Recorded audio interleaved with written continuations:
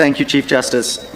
Chief Justice, members of the court, what we're really here about today is something actually very simple. The EFF submits that over 10 million rand hidden in the couch is as problematic and controversial for a president as benefiting from unlawful upgrades to his residence in northern KwaZulu-Natal. And so, having regard to this court's judgment in EFF 2, the submission is really simple before the court, with all due respect. The first one, and these are the broad overarching submissions we say the court needs to concern itself as we go through the various issues that will be contested between the parties. The first one is this. It's whether or not the reasons offered by the National Assembly when it voted down the independent panel's report withstands legal scrutiny. Now, what has happened in this matter is there have been two bundles of reasons that have been advanced before this court.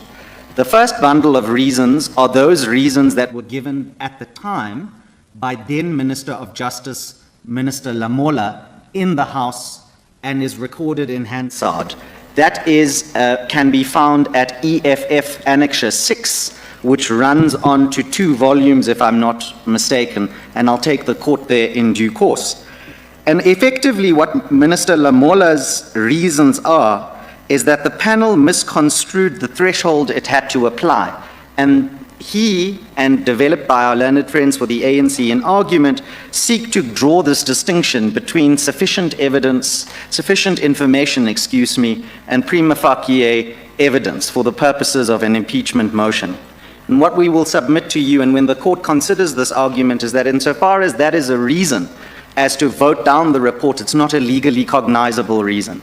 And it's not a legally cognizable reason. I see the acting Deputy Chief Justice raises his eyebrows at me. It's not a legally cognizable reason, ADCJ, for this simple fact.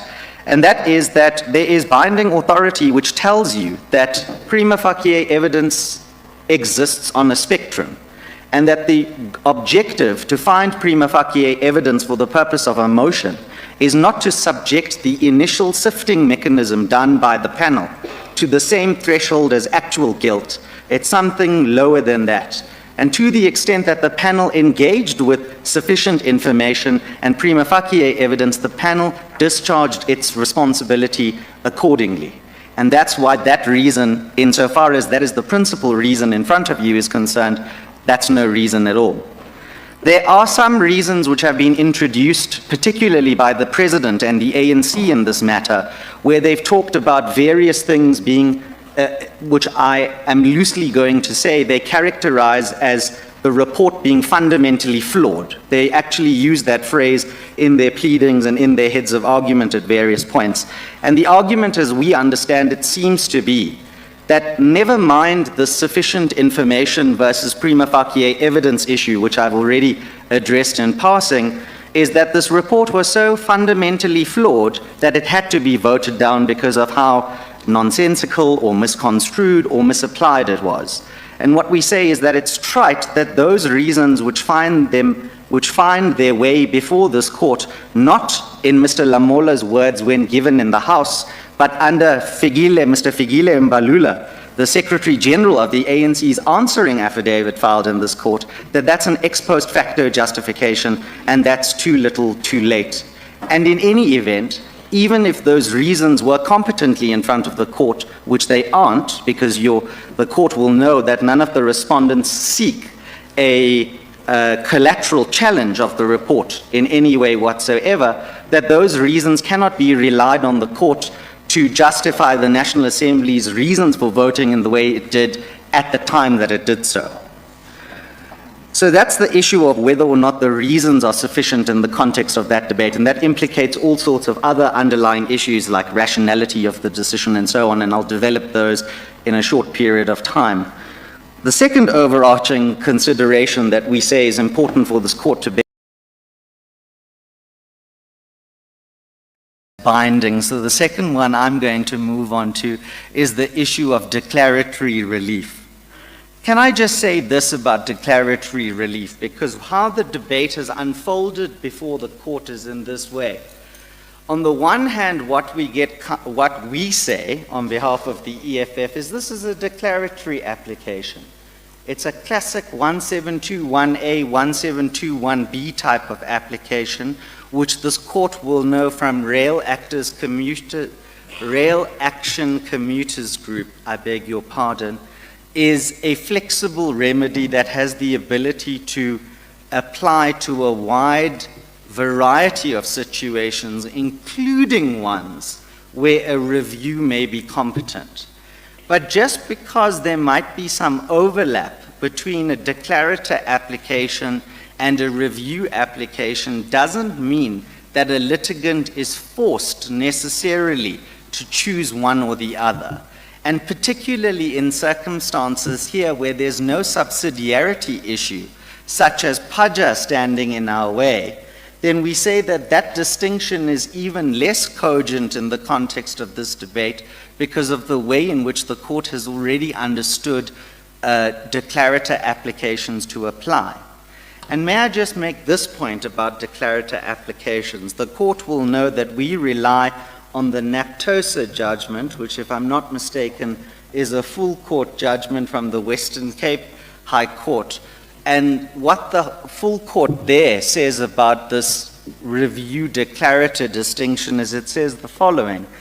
It says that in matters like this one we would submit, where a record is not necessary, then a declarator can play the role of a review. But what we would submit is the opposite is not true, and that you cannot then magically manifest a review into a declarator.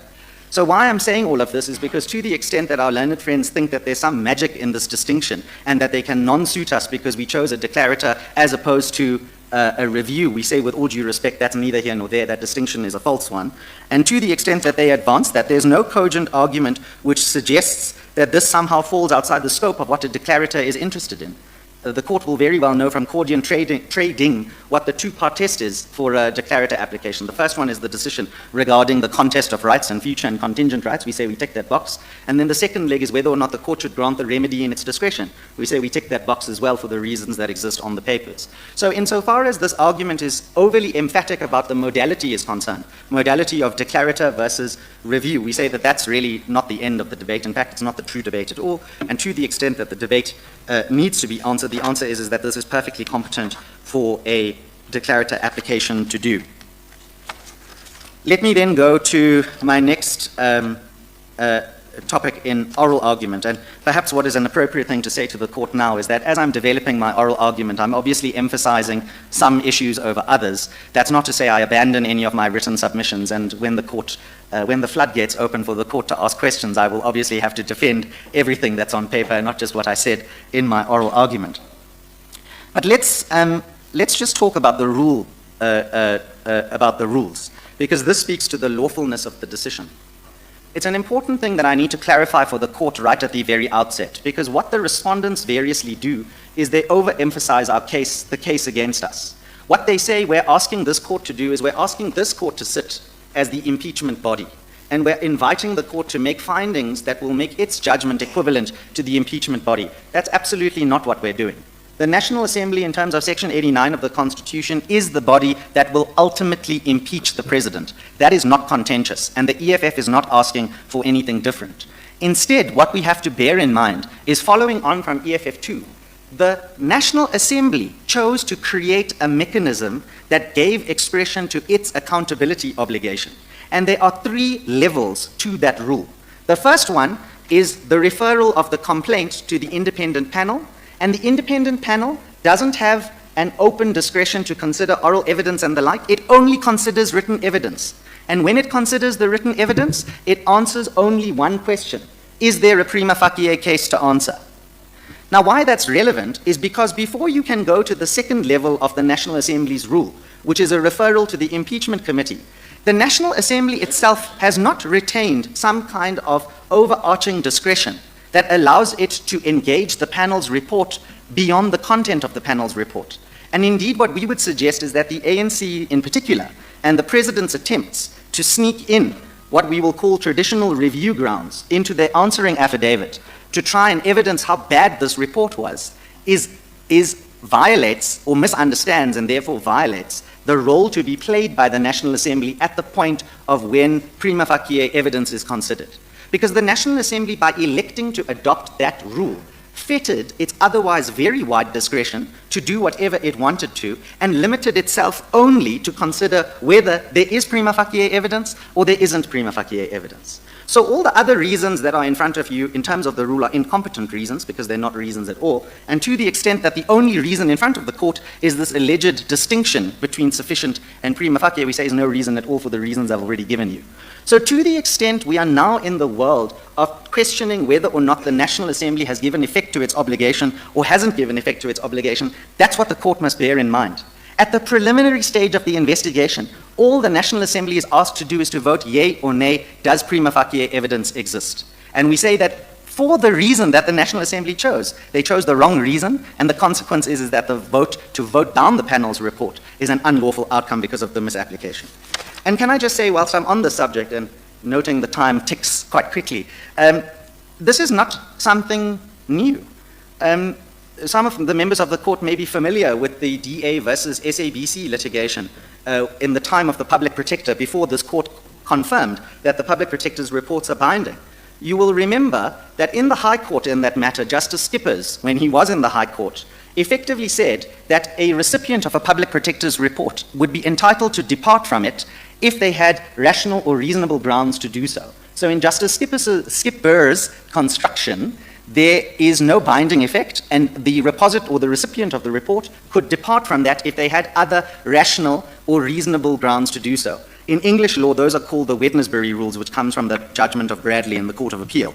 That being said, though, what the SEA did is the SEA said, no, that's not how public law works in our constitutional dispensation. The repository of public power is only entitled to do what the enabling instrument tells them to do. So on the specifics of that case, the SCA overturned Justice Skippers and said the public protector's report is binding, you have to effect it. But critically, if you want to depart from the public protector's report, you have to review it and set it aside.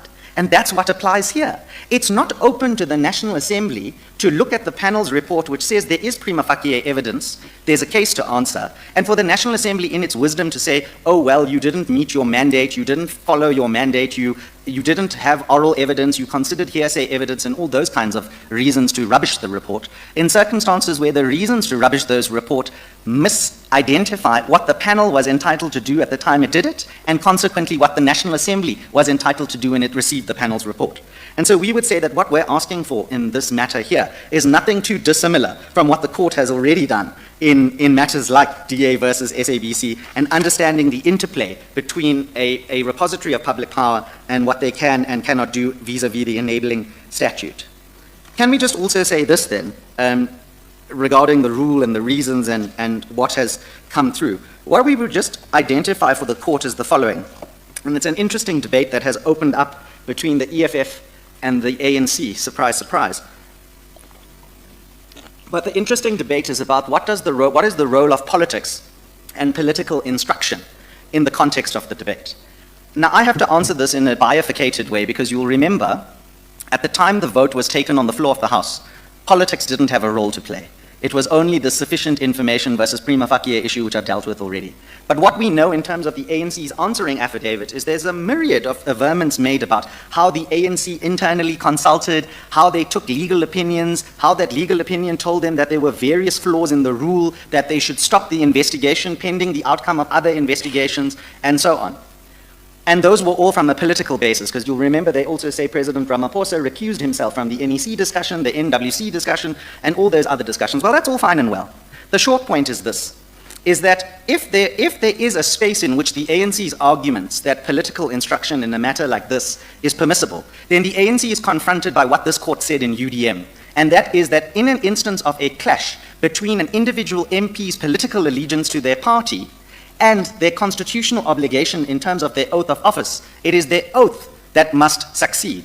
And we'll say on the application of that UDM principle to these facts, not only has the ANC told you that they took the reasons they took the reasons that they did for political reasons, which is in conflict with UDM, it's also that to the extent that the ANC then relies on those reasons have already been found to be unlawful, having regard to what the court has said in EFF 2 and the potential of political abuse under the abuse of a numerical majority.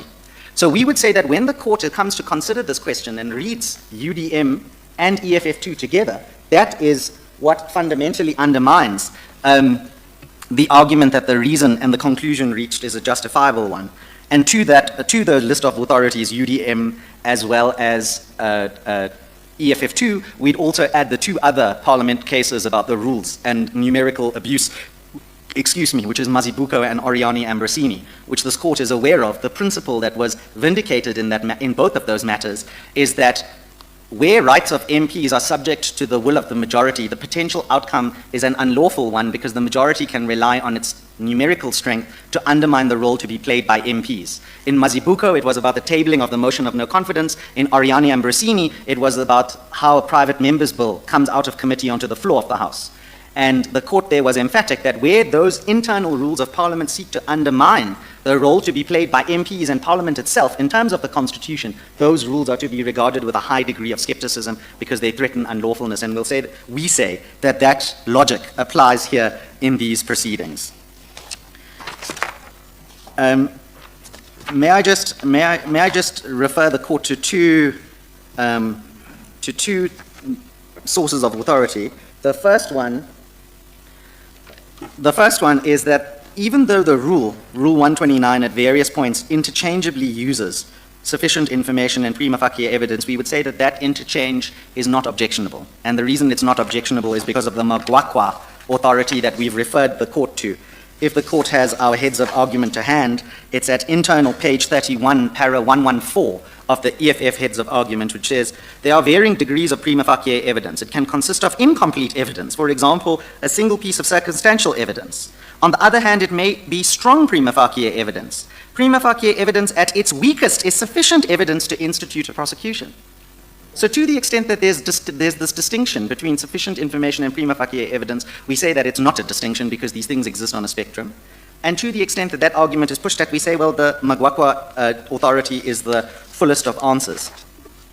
Can I also say this regarding the role of politics and political reasons that were involved in decision-making?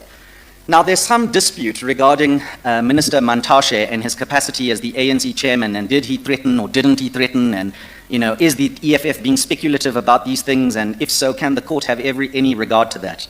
All we'll say on this subject is we're doing no more than what Justice Moseneke, apologies, and Justice Cameron said at paragraph 234 of their Glenister judgment, where they said sometimes the harm that can be accrued in rule of law harms is too little too late to be vindicated by means of judicial review. And instead, what is the appropriate course of conduct is by a litigant insisting that the structure that is in place is lawful ab initio, because the correct lawful structure acts as a fettering mechanism on the abuse of an overly wide discretion, particularly where political reasons may be relied upon. And so we say, even if, as a matter of evidence, this question about what Mr. Mantashe said or didn't say is an issue in front of the court doesn't have to go that far because you've already got the authority from Glenister, which tells you that it's the structure that counts more, or often counts more than anything else. So we'd say that to the extent that political reasons are on the table, that's the answer to that. Which leads me on to the next subject, which is the need for the amendment.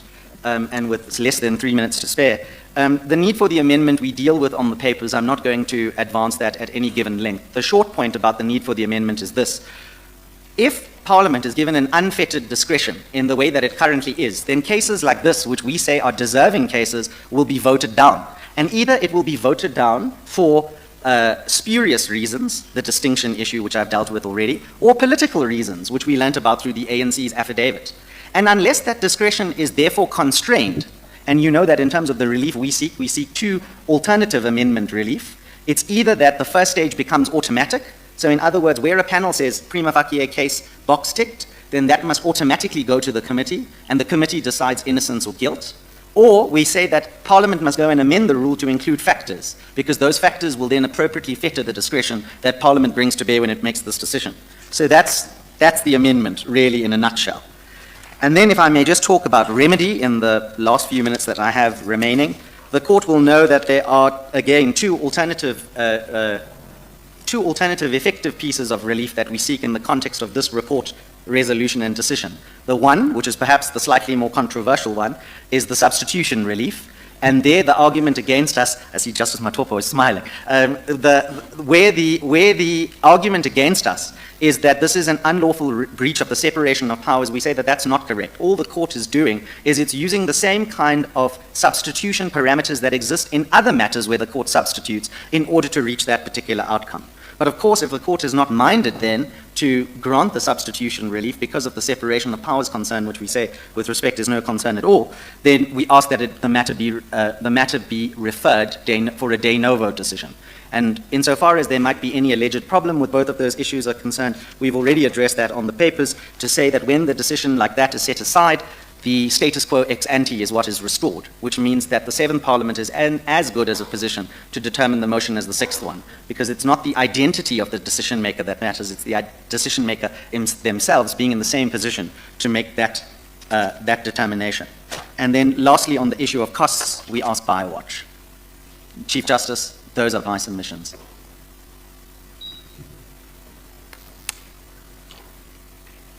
Mr. Premier, when I'm not speaking, and in order to make sure that you won't try to read my facial expressions, I will look down. I'm entirely in Justice Madlanga's hands. Mr. Premier, I've understood the EFF's case, and you'll correct me if I'm wrong, to mean that the National Assembly's involvement should only be at the stage where the impeachment committee comes to it, that is to the National Assembly, with a recommendation. Otherwise, before that, there should be no participation at all, or not? May I respond, Justice Madlanga? Insofar as we ask for the relief about the amendment of the rule is concerned, the automatic referral from the panel to the committee, Justice Madlanga is entirely correct. That's right. And the reason we say that is because the panel plays the sifting mechanism. It's premature to allow the National Assembly to either up or down that vote at that stage, and that the National Assembly still retains its full rights to determine the President's innocence or guilt, both at the committee level and then at the final resolution level. And how does that square up with what this court said at paragraph 180 of EFF 2? Will you bear with me? Let me just Yes, read. please, Justice Madlanga. Therefore, any process for removing the President from office must be preceded by a preliminary inquiry during which the Assembly, that is the National Assembly, determines that a listed ground exists. The form which this preliminary inquiry may take depends entirely upon the Assembly. It may be an investigation or some other form of inquiry. It is also up to the Assembly to decide whether the President must be afforded a hearing at the preliminary stage. Surely, if it only comes at a stage when there is a recommendation that says impeach, there will be no preliminary involvement by the National Assembly whatsoever. No, Justice Madlanga, I don't read paragraph 80 in quite the same way, with all due respect. The National Assembly is still involved because, remember, the panel doesn't have an independent existence. It's not a separate Chapter 9 body, for example. The National Assembly's involvement is the adoption of the rule, which in part delegates that sifting function to the panel. So we would say, to the extent the National Assembly, in terms of paragraph 180, needs to be involved at the preliminary stage, the fact that it chooses the mechanism that it did ticks that box. What we are saying in the context of the relief that we seek, particularly the amendment relief, is that if, however, you allow that involvement to descend into the merits at the prima facie stage in the way we've articulated it in the papers, that's where the danger that is identified in EFF2 arises, because of the preemptive strike, effectively, that the majority could take against a panel report that says there's a prima facie case to answer. And I apologize if this answer is a bit long, but it's important to distinguish these things. We are saying that the National Assembly's involvement from a mechanistic perspective is not ipso facto bad, but there has to be the presence of some or other constraint on an otherwise unfettered discretion, because if you don't constrain that discretion, you get the outcome that you have here. And the National Assembly then obviously still maintains its involvement in the matter, both at the committee stage and then at the plenary stage when the resolution is voted on, as I've mentioned before. But I would have understood that the National Assembly is the full National Assembly, and if reference is made to some preliminary stage at which the National Assembly is involved, the National Assembly, qua National Assembly, not some committee of it, should be involved. I would have thought so. Yes, unless you want to say a committee of the National Assembly is exactly the same thing as the National Assembly. I think I now understand the ADCJ's question to me, and I ask for forgiveness if I misconstrued it. I think where we are where we are at odds, ADCJ, is that at paragraph 180, the court was not being prescriptive. What the court was saying is that these are the considerations that the Assembly must take into consideration when it designs whatever its mechanism is. And that's why we have the Rule 129 in the way in which we have it. What we are saying is that that rule perpetuates the very same problem that was identified in EFF2, with the consequence that even though the mechanism exists as it does, that may in and of itself be problematic for the reasons that we've identified. So we are saying that where the National Assembly chooses itself, qua assembly, to delegate that power to the panel, that's the National Assembly still being involved. Yes, the panel is exercising its independent right to determine the outcome, but the source of its authority is not something free-floating in the air. The source of its authority is the Assembly itself. And so where we are debating is whether or not the mechanism chosen enhances the principles of EFF2 or retards it. And we would say that the current design of the mechanism retards the accountability function because it allows the Assembly to have the preemptive strike in the way I've described it.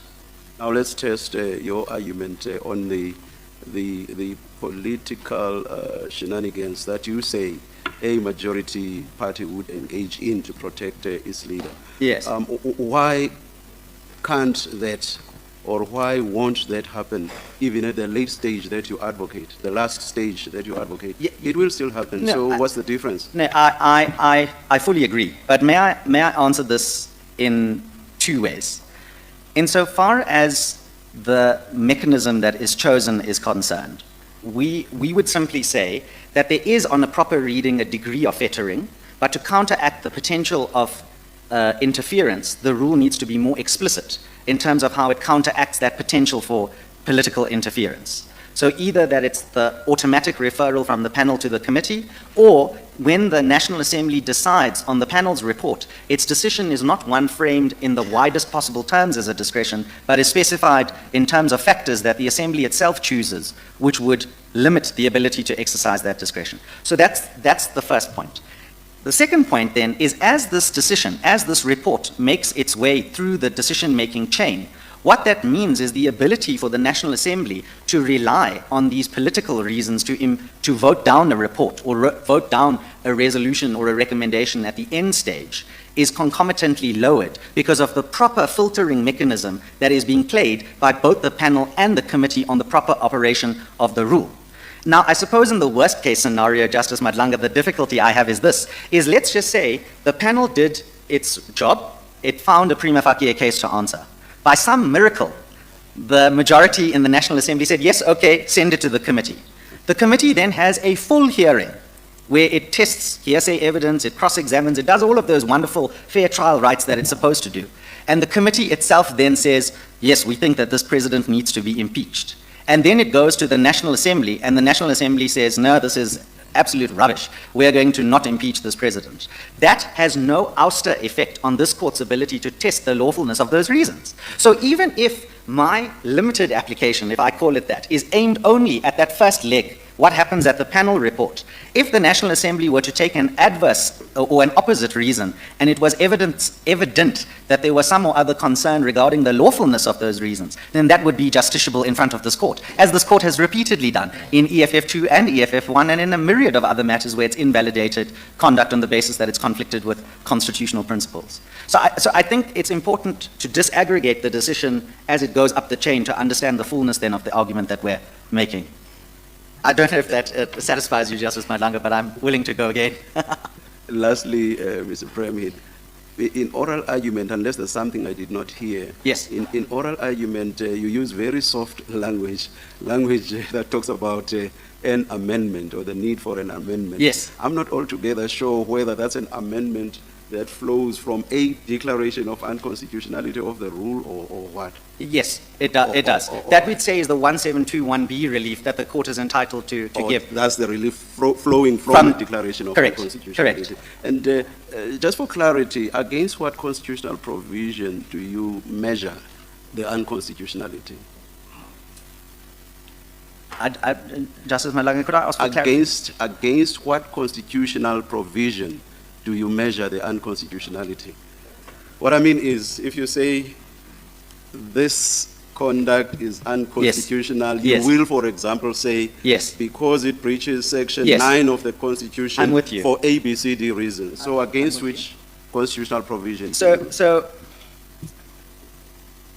Let's start at the beginning, I think, Justice Madlanga, and that is from Section 1, particularly 1C of the Constitution, which talks about rule of law, the rule of law obligations. And then in our notice of motion at prayer 3, you would have seen that we've identified other sections of the Constitution which speak to the duty of accountability. Accountability in and of itself is not contained in a single provision in the Constitution. I fully accept that. But what we say is, like the court has done in other matters like Glenister, where it relied on Section 7 sub 2 in order to incorporate the international treaty obligations into giving a meaning of independence, we are asking this court to do the same thing, considering it's already done so in EFF 2. All we're asking the court to do is to extend its logic in EFF 2 to what we say is the logical conclusion. So there's no single provision, but it's all of these accountability factors as has been interpreted and expounded upon by the court. Thank you, Mr. Premier. Thank you, Justice Thank you, Madlanga. CJ.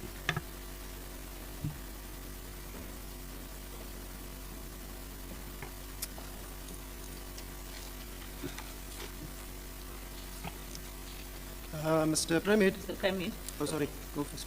Mr. Premier, Justice Chief, please. I was still checking your surname so that I pronounce it correctly. I've been called worse, Justice Chief, please. It's fine. Can I first make a follow-up Yes. on your engagement with my brother Matlanga?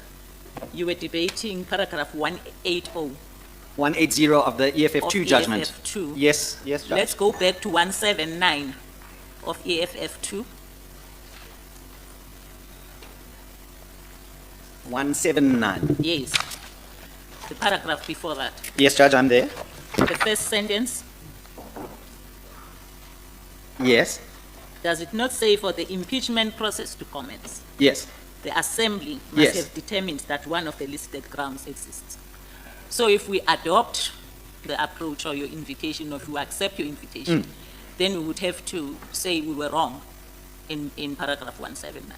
No, with all due respect, Justice Chikri, I'm not certain I read it the same way for the reason I suggested to Justice Madlanga, which is that even though the words obviously say the Assembly must have determined, what it doesn't say is that the Assembly is not permitted to outsource some of that power, and in this case to the panel to make that assessment for it, because that's the entire basis upon which the new Rule 129 comes about, because that speaks to the sifting mechanism played by a panel that is an extension of the Assembly, because that's the delegated body that exercises that power. I thought that your submission was that once the report is from the panel, Yes, it should not go to the National Assembly, but it should go rather to the committee. to the committee for Yes. impeachment. Yeah. And that's why I thought that your submission then invites us to skip the step that we said Yeah. it must go through No. in paragraph 179. I take the point that Justice Chikri makes, and I think that again reverts to what I said in the discussion with Justice Madlanga, that I don't read 179 and 180 as prescriptively, perhaps, as Justice Chikri is suggesting to me in the context of what is meant by the Assembly itself. Because if that were the case, it invites the necessary question about whether or not the role played by the panel is a competent role in the first place, or whether or not it's only the Assembly who can undertake all of these activities. And what we would say is that EFF2 is authority for the proposition that some of that power can be outsourced to other bodies, provided that it's an outsourcing from the Assembly to it and not the Assembly to some other entity that's outside its control. So we would say in the current design of the mechanism, that still falls within what 179 and 180 talks to, with due respect. Okay. I'm battling with what you submit concerning the meaning of prima facie information and sufficient evidence. And I thought perhaps the way we could do it is to do it step by step. Let's look at the text. Let's look at the words that are used Yes. in 129. Yes.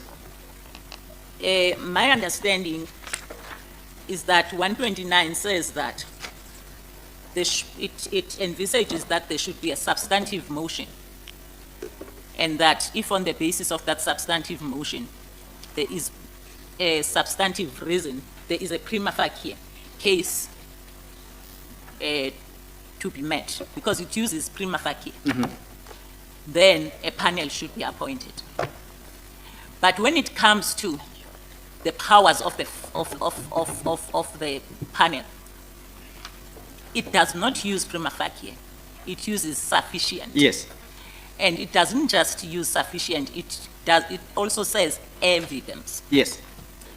And perhaps I am stuck in that, because I would have thought that if something uses sufficient evidence that shows, that is a higher threshold than when it says prima facie.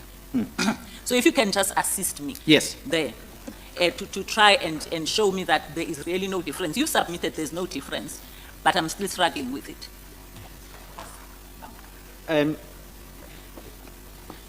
I'm getting all sorts of notes, so I'm going to try and give you a sensible answer, Justice Chikri. Let me start here, please. I'm going to refer to the Magwakwa judgment, which I referred to a short while ago. And the Magwakwa judgment says the following, in relevant part, which is on internal page 16 of that judgment. It says, a prima facie case or prima facie evidence against a person encapsulates the notion of sufficient evidence to warrant a prosecution. So even though, perhaps, in the languaging and the context of the rule, the first use of prima facie applies as against the motion, and then subsequently it talks about the panel needing to find sufficient evidence, we say that's sufficient information. We say that that is a species of the same prima facie evidence which runs throughout the entire rule. And that's what the panel ultimately reached in terms of its conclusion. So are you saying that we should disregard the use of prima facie in another part of the rule and the use of sufficient evidence in the other part of the rule? For the Magwakwa reasons. No, I'm asking yes or no. Are you saying that we should disregard Yes. the fact that at a certain stage, what the rule says is that there should be prima facie, and at a different stage, Yes. it says sufficient evidence to show. Yes. So are you saying that we should ignore that? Yes, because on the Magwakwa reasoning, they mean the same thing. They're all bundled into the establishment of prima facie evidence. That's my submission. And you are saying we should disregard it because there's no difference. Well, yes, and on the facts of this case, the disregarding of that, nothing turns on that, because what we know is the panel established that there was a prima facie case to answer. Then my question then, when I was reflecting on your submissions, because that submission of yours is in your heads, Yes. I was wondering, what is the point then of this process? Because it seems to me then that there's a duplication. If what the panel has to determine is whether there's a prima facie information, Yes. and yet the motion also has to determine that, what is the point of appointing a panel? Well, that's a fair question, but the... Because they are both Yeah. both looking at the same thing. Yes, but that with respect is the same point. Well, let me start here, is that... Your point is different. Your point is saying you should skip the National Assembly. I'm not sure, as I'm sitting here, that I agree with that. No, but I'm talking now about the panel and the motion, because remember, the National Assembly has received a motion from a member of the National Assembly, and that motion,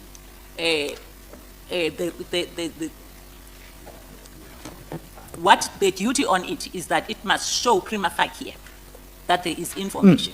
Yes. But then you are saying that when the panel is appointed as well, all that it has to look for is whether there's prima facie information.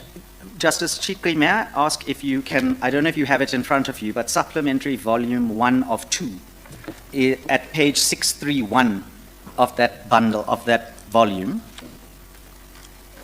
Page? 631.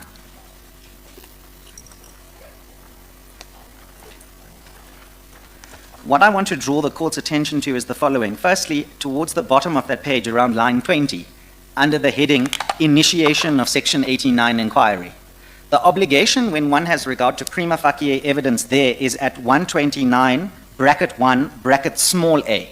which says that the motion must be limited to a clearly formulated and substantiated charge on the grounds specified in 89, and which must prima facie show the president does one of the following things. Yes, I've looked Yeah. at them. I've looked at them. Yeah. Yes. Yes. Sorry, Justice. Okay. I'm- Sorry, I interrupted you. Sorry, I'm coming to answer your question about what's the point of the panel then.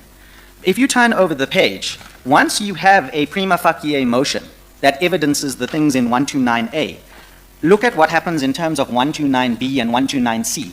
The Speaker, all the Speaker does is that the Speaker says, must check, and this is at page 632 at 129B, the Speaker must check whether the motion is compliant with the criteria set out in 129A. So in order to get through the Speaker's criteria, you have to, at first instance, when you present the motion, there must be some or other prima facie demonstration of a violation of Section 89. Once you tick the box in Section 129 of the rule, the motion then immediately gets referred to the panel. This is in terms of 129C. And then when the panel considers the rule or considers the motion and the charge, that's when the panel itself starts applying its mind. That's the first time anyone applies its mind to the content of the motion, and that's why we say that where the panel then comes to consider sufficient evidence, and this is now I'm reading at 633, page 633 in that supplementary bundle, at 129G, bracket B, must consider any preliminary inquiry relating to a motion referred to it by the Speaker, and must make a recommendation to the Speaker whether sufficient evidence exists to show the President. And the mechanism that it does so is spelt out in the rule. It then does an evaluative exercise. So in the context of the panel applying its mind and undertaking an evaluative exercise, there is a role to be played by the panel, because that's different to what the Speaker does. The Speaker ticks the boxes, the panel applies its mind. And then in the context of sufficient evidence being used there, we would say that that use of sufficient evidence is not different to prima facie evidence if that was used as alternative wording for the Makwakwa reasons that I've just indicated. They're all part of the same species. May I also just round out this answer, Justice Chikwe, by giving you one more reference, and that is in Volume 1, Annexure EFF 1, which is the report of the Section 89 panel, at paragraph 90. Sorry, at page 90, paragraph 74 and 75. The panel says the panel answers this exact question by telling you how, with respect, they construe the meaning of sufficient evidence to be consonant with prima facie in the way that we understand it. So, I suppose to sum up that very long answer in 2 points. The first one is that the panel does have a separate role to play, and that just because there's a prima facie obligation when the motion is presented is not tantamount to the same level of sufficient evidence or prima facie evidence that has to be established by the panel when it receives the motion. That's point one. And point two, that the attempt to then carve out and distinguish sufficient evidence from prima facie evidence is not a distinction at all given what is said in Magwakwa. So those are my answers to your question. Who takes the decision to appoint a panel? If that Your would be, reading of the rule. that would be in terms of the rule, that's the Assembly. So they would have to have had a look at the motion, or am I wrong? Sorry, I apologize, it's the Speaker. The Speaker appoints the panel. That's at 129E in that supplementary bundle of yours, Justice Chikwe, at page 632. All right, let's move on. Justice Madlanga asked you a question. I might not say it in the exact manner which he asked you. And I'm interested in knowing this rule, 129G, Yes. from which provision of the Constitution is it crafted? I assume it must be Section 57, because Section 57 is the general entitlement of the the National Assembly to determine its own rules and procedures. Well, I'm looking at Section 89. Yes, I would say it's 57 read with 89. I would 89 accept of that. the Constitution. Yes. And I think my problem is that when I look at it, it seems to embody some of the wording that is in section 89 Yes, of the Constitution. yes. And you said that the only way in which you say we must tamper with it is for the National Assembly to be skipped. No, Justice Sheetley, that's not what we're saying. After. I heard you to be saying that after the panel. Yes, there we are agreed. There we Exactly, are after agreed. the panel is considered this. Yes, there we are agreed. And you say that that submission is consistent with section 89. Yes, because what the panel does is it does the sifting mechanism, sorting out the bad cases from the potentially good ones. The committee then does the actual, so the panel does the fact-finding mission, which results in its report about is there a case to answer. The panel, the committee conducts the trial, where all of the evidential issues and everything else are tested, and it reaches a conclusion. And then, following the committee's recommendation, that then goes back to the National Assembly in plenary to take a decision on Section 89. So how we read EFF2 is that EFF2 was the enablement of the National Assembly to not do everything itself, that it could delegate some of that ultimate power in terms of fact-finding and the trial to a panel and the committee as it did, but the National Assembly is still the body that ultimately takes the vote on whether or not the president should be impeached or not impeached. So we read that consistently with EFF2 and Rule 129 and Section 57 and Section 89. Thanks. Let's move to a different topic altogether. The order that we are seeking. Yes. I wonder whether we would not be breaching the doctrine of separation of powers if we did what you ask us to do.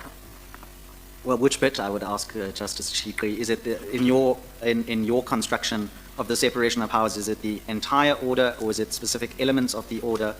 I would need that clarity in order to respond. How do you understand it? Well, that's important, because insofar as what we would say about prayers 1, 2, and 3, which is the alternative prayer, and prayer 4, those don't breach the separation of powers because those engage the court's classic power under Section 172 to invalidate and declare unconstitutional. Insofar as prayer 5.1 is concerned, I could accept that there's a separation of powers concern there because of substitution, but our argument in response to that is that's also a classic doctrine that has been developed by the court to substitute for decisions in certain circumstances, which we say we meet. But if we were to talk about 5.2, for example, I would respectfully submit that that doesn't breach the separation of powers, because in the alternative, it would order a referral to the National Assembly to consider de novo, which the National Assembly would then do. And that also is not breaching separation of powers, because that kind of invalidation and reconsideration happens in constitutional litigation all the time. Are you not, I'm sorry to interrupt Sorry, you. Justice Sheetley. Are you not asking us to say that the National Assembly should not have voted not to accept the panel report? No, I don't think we see our case quite so broadly, because that would be an interesting debate about the separation of powers. The reason we impugn the National Assembly's decision here is because we say, insofar as the only reason that exists, it's this division of sufficient information and prima facie evidence, which I've addressed already. And because in our construction of the case, that's not a cogent reason, that's not a good reason, it results in an unlawful outcome, and that's why the court can step in. It's not a generic attack to say that whenever the National Assembly votes not to impeach, that's automatically unlawful. It's asking the court specifically to interrogate the reasons that were relied upon by the National Assembly in reaching that conclusion. And we say if that reason is unlawful, then this court can intervene. So with all due respect, I don't think we don't submit our case quite so broadly as the way in which it's being posited to me. Thank you. Sujay. Thank you. Mr. Do you need to take a note? I have no idea what it is, so I'm going to try and listen to you, Justice Majid, and then cast my eye You downwards. can have a look at it first. Thank you. I'm most indebted. Yes, I'm indebted, actually.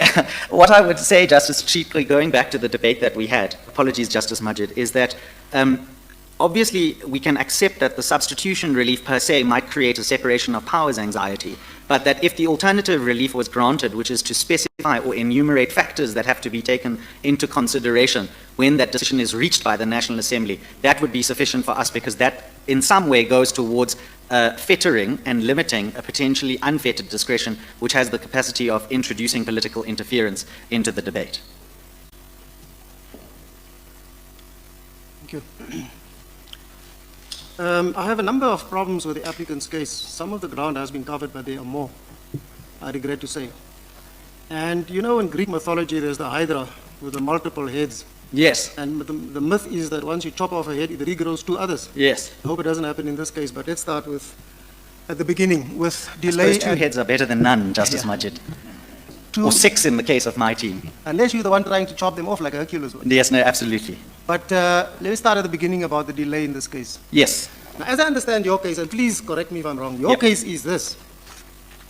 You say this debate about declaratory relief and review is just kicking up dust. You say it doesn't matter because in declaratory relief, you can claim more, or you could claim the same relief as in the review, and you're not bound to a decision. That's your case. Yes. So what you are saying is, I think if I read between the lines, that if it's a review, then delay comes glaringly to the fore. It would be a legality review, not so. Yes, but it would hit more as to remedy, not as to the declaration. So it would hit more as to the 1721B inquiry, not the 1721A, because there's no doctrine of delay that will oust the court making a decision on the merits, but it may be that that is taken into consideration in the determination of the remedy. So yes, I accept that. I must tell you, I don't follow that. I'm not going to try and understand it. I'm simply going to debate the matter on your case. Your case is declaratory relief. Yes. Now, you quoted Naptosa, and I looked in Naptosa for the silver bullet, and I couldn't find any. The silver bullet seems to be against you. Can we just go to the case, please? Yes. Do you have it in front of you, Naptosa? It's coming. Now, unfortunately, you would know that this is a 2001 decision Yes. of Judge Conradi in the Western Cape. Yes. So it doesn't have paragraphs. Yes. It's pre-paragraph judgment writing time. Yes. And the version I have in front of me doesn't even have the internal numbering, so Yeah. I apologize for that. But let's go to, let's go to the paragraph that talks about the flexibility, which is the one you rely on. Flexibility. Yeah, you know where it is more or less. Yes, and if I can ask one of my juniors to just search that judgment electronically, because then that will bring us closer to... Yeah, they can do a word search. Yes, And exactly. just look for flexible. Yes, exactly. But let me read what the problem is for you. Yes. Your argument is that based on Naptosa, declaratory relief can subsume review relief, so it doesn't matter. Well, it does. And that's also always how I understood the law, that declaratory relief entails a sense of exercise of discretion when it comes to remedy.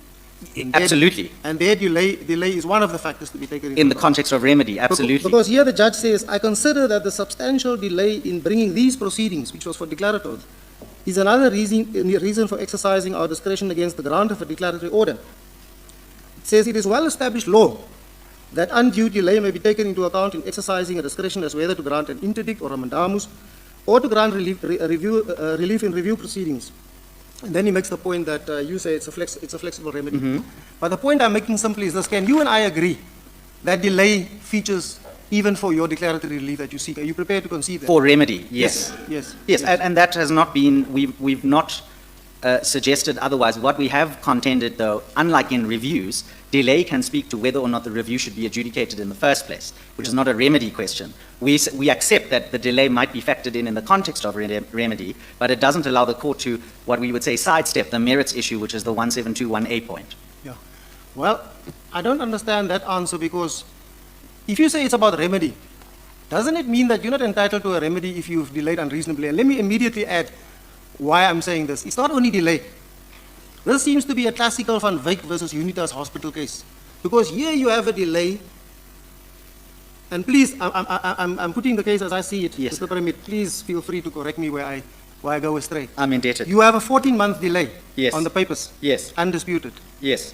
There is no explanation for the delay.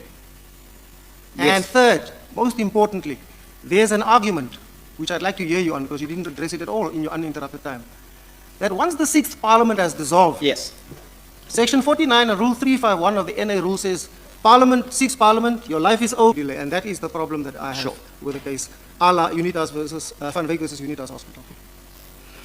May I take both of those questions in turn, Justice Majid? Let me start with the issue of delay. I fully accept what you say to me, but what we know about the discretion to be exercised in terms of the remedy is delay is but one factor. So if the court is going to consider the unreasonable delay, that's fine, but then the court also has to counterbalance that delay versus the public interest in the matter, the ongoing effect of the court's judgment and the relief that it will grant, and then the court must bring an evaluative assessment as to whether or not the complaint of delay in and of itself is of such severity that it outweighs all of those other factors. And we would submit that it doesn't in this case for the reasons that we've addressed in the papers, including public interest, including the fact this is about the president who has special obligations to uphold the rule of law, and so on. So on the subject of delay, I accept what you say to me, subject to what I've just added about the factor and the evaluation that you have to make. That's the delay point. Insofar as the second point is concerned, and how I will try and answer the question is as follows. In the first instance, the court's declaration, if the court is with me, will invalidate everything that happened after the motion was tabled and restore, after the motion was tabled and after the panel gave its report, and restore that report. The status quo ex ante would be restored. That's the first point that I would make. So what the question then becomes, I suppose, is it competent for the 7th Parliament to adjudicate this report? Is it competent for the 7th Parliament to adjudicate this report which started in the 6th Parliament? And we would say yes, it is, because when you restore the status quo ex ante, it's the National Assembly, not time-bound National Assembly in terms of the rule, but in terms of Rule 129, but the Assembly itself, which is must then take the next step. So even though there's the issue of lapsing business, and we know that lapsing business is not absolute because there are instances where business is rolled over from one parliament to the next parliament, so it's not an absolute rule. Well, that would be the revival of a bill, for example. For example, yes. But could you place it on the same footing as this matter? I looked at the revival of a bill. I understand that. But can you do this with a panel appointed under the previous parliament that has done its work? Yes, agreed. It's done its and work. Gone to parliament. Yes. Parliament has decided. Now we've got a new parliament, a new mandate from the electorate. But Justice Majid, this is not something uncontroversial. It's something that happens all the time. For example, like we know when a court invalidates a tender, for example, and when it validates the tender and sends the tender decision back to the decision maker, oftentimes there's a change of personnel. It might be a new director general, or it might be a new minister.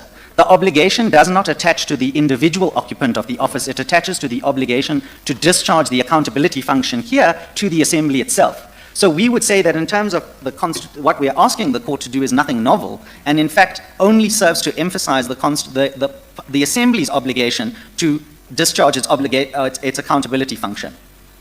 I know in the heads we refer to it as the ex-tunc versus ex-nunc debate. That's the way in which we see it, is the effect of the court's order would be ex-tunc in nature, and so the Assembly, however constituted and whenever constituted, would have to afresh then consider itself vis-a-vis the report. I understand the arguments that Justice Majid has posited against me.